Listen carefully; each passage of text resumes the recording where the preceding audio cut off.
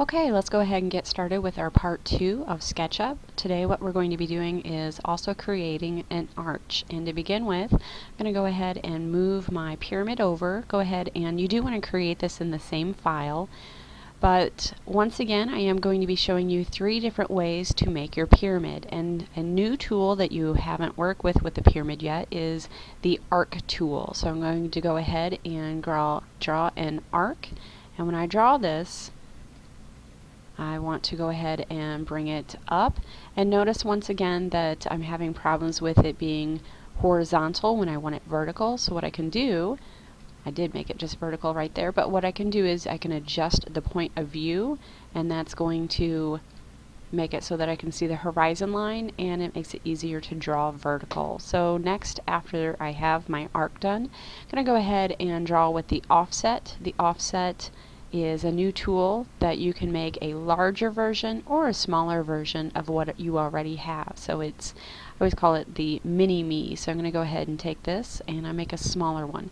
Now what you can see is that I have 2 lines. I do not have them connected. They're not a plane yet. So I'm going to go ahead and connect.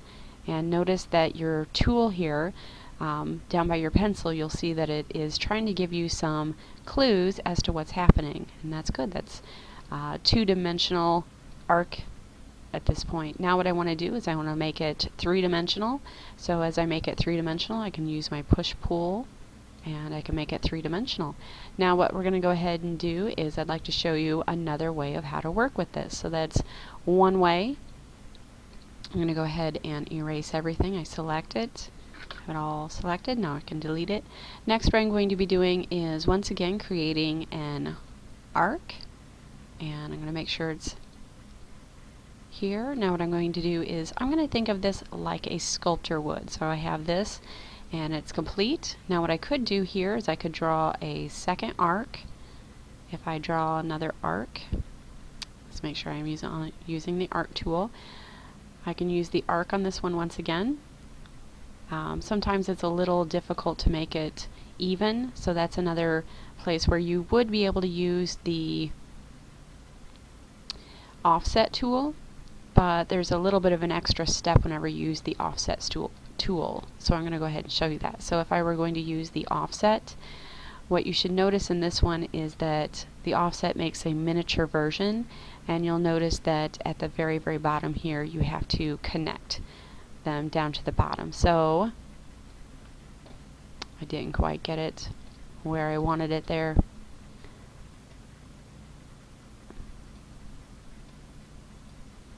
It does try to give you some helpful hints. Pay attention to what Google SketchUp is trying to tell you.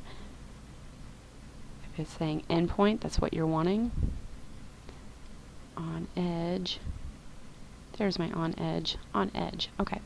Sometimes it helps to zoom in so you can see a closer version of what you're doing. So now I'm going to erase that middle line. And I need to do a little extra cleanup here.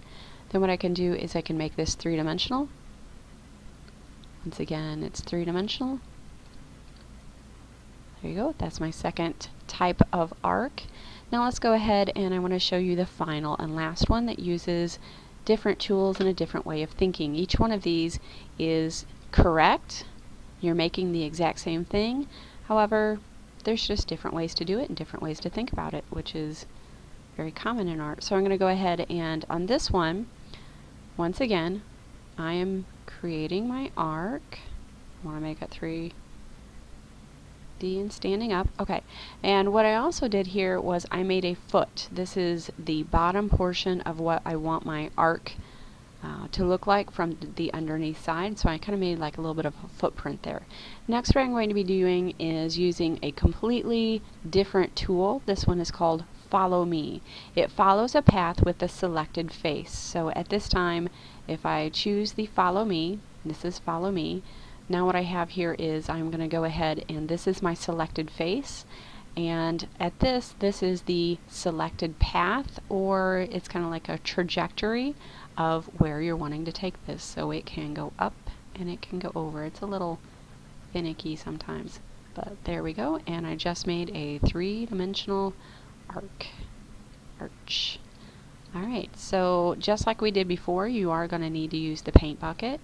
And with the paint bucket, there should be metal in here. So I'm going to go ahead and choose metal and make it metal. So I'm choosing metal, I'm painting metal on all of these, making sure it's our arch made out of metal. Alright, there are some other things that I'd like to teach you. So if you have extra time, you're going to be doing one last and final video. But as for finishing this up, we do need to get this saved in the correct place. So I'm going to show you where that's at right now. So you're going to go to File, Save As, and when it's filed Save As, you're going to be saving this in a general place, which is your Data G. So if you go to Data G, there is a folder in there that's called Art. Sometimes Data G is not on your computers, you can't find that one, so if that is your case, you can go to Desktop right now, and Data Files is the exact same thing. So Data Files and Data G, same thing. I'm going to go ahead and go to Art and 8th grade, and I have set up a practice folder for you. So I have second hour practice or third hour, depending on which hour you are in right now. I'm going to go ahead and title this. So I'm going to title this Mrs. Rouse. I'm going to say Video Example 2. So I'm going to go ahead and save that in here. Please make sure and have it saved as your name. And that is complete. If you have some extra time, I do have some new things to show you, so please tune in to your third video if you have extra time.